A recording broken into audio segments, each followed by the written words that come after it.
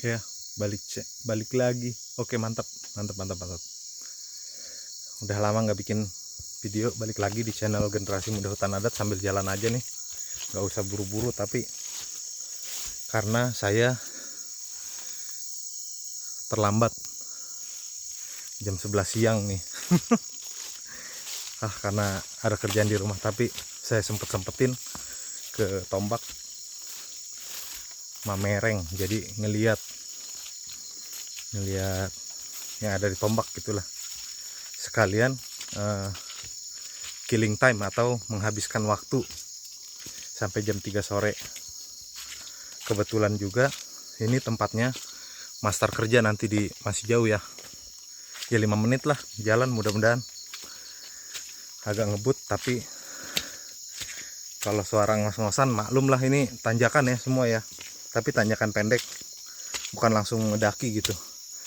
Tapi jalanan ini becek, jadi bikin berat, capek, terus nanjak, ngolong gini, kayak gitulah.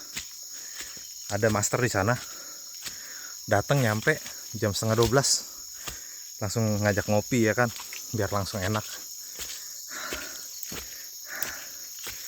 Jadi kayak gini pemandangan di Tombak ya, hampir hutan, tapi hutan yang dirawat ya. Jadi memang hasil kemenyan itu kan hasil hutan ya, jadi bentuknya nggak dibikin kayak pohon sawit semua gitu. Ini enggak, semua tumbuhan. Ini apa nih, kopi. Nah, kopi tumbuh di sini.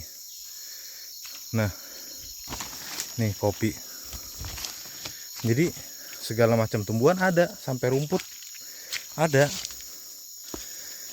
Kalau di sini dibilangin yang panjang-panjang ini siala. Yang panjang-panjang nih.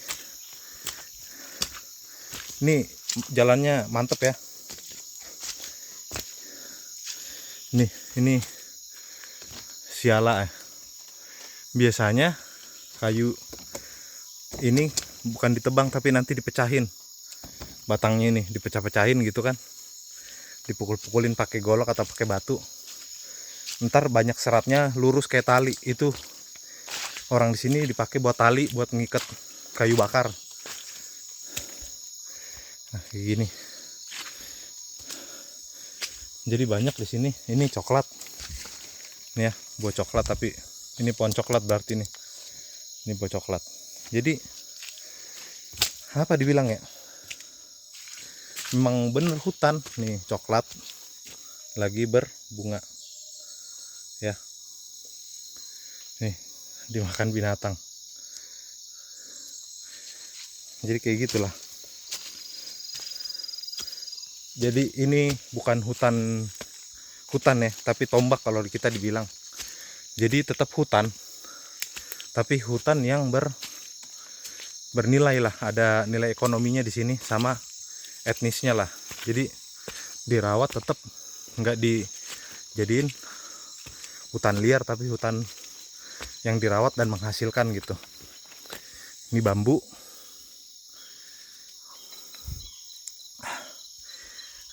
Bambu ini juga bermanfaat juga, ini nanti pas lagi musimnya bambu ini diambilin. Kalau kayak gini kan belum ada durian ini yang gede nih. Kalau pas berbuah nih bersih semua ini. Banyak ada pete kalau inian kan. Tapi kayak gini lah ekosistemnya di hutan, nggak ditombak, nggak banyak diganggu gugat, tapi cuma kayak di soloton atau di sisip-sisipin. Zaman dulu itu cara nanamnya kayak ada pohon yang mau kita tebang, jadi udah disisipin tuh di pohon situ, dekat-dekat pohon situ.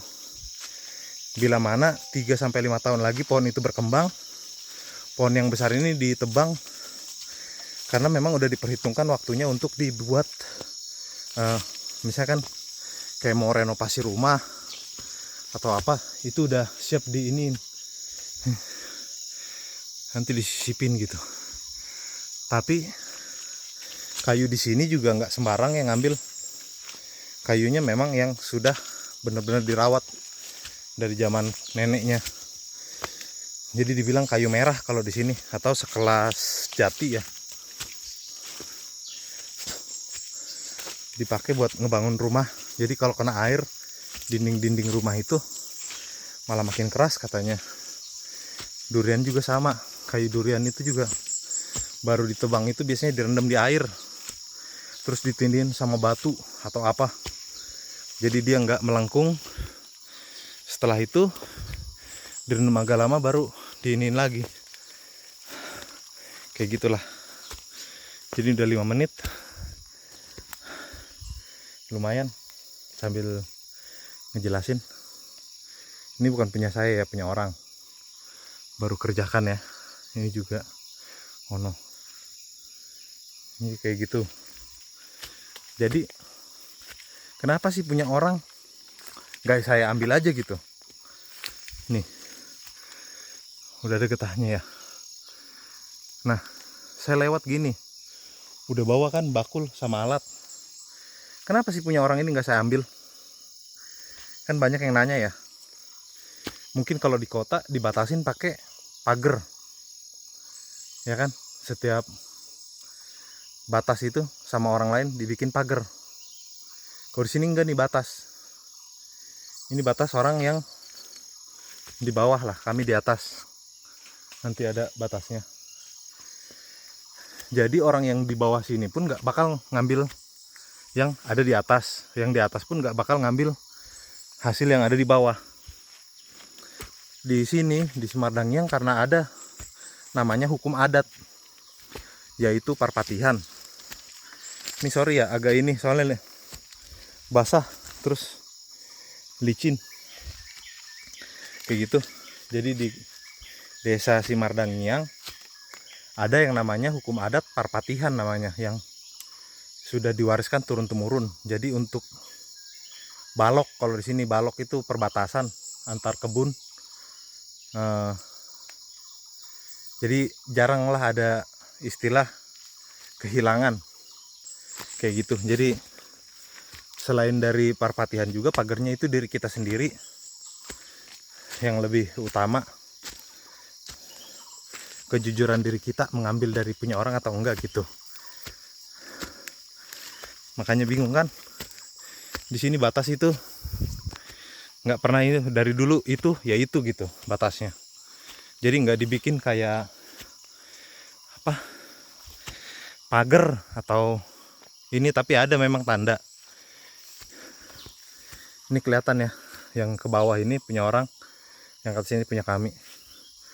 Pohon ini masuk ke bawah, jadi nggak bakal kita kerjain tuh kayak gitu. Nih, ini pohon yang besar ini lurus ke belakang yang di atas, yang ini di atas ini, di sinilah kira-kira kayak gitu. Jadi nggak bakal ya namanya yang kami ngerjain punya ini, karena ini masuk orang bawah, dan orang bawah nggak bakal ngerjain yang ini sama yang itu karena masuk yang punya kami gitu. Jadi batasnya itu diri kita sama hukum adat parpatihan itu sendiri. Bila mana terjadi kehilangan, kita laporin ke parpatihan. Nanti yang pertama dipanggil ya tahulah pasti batas.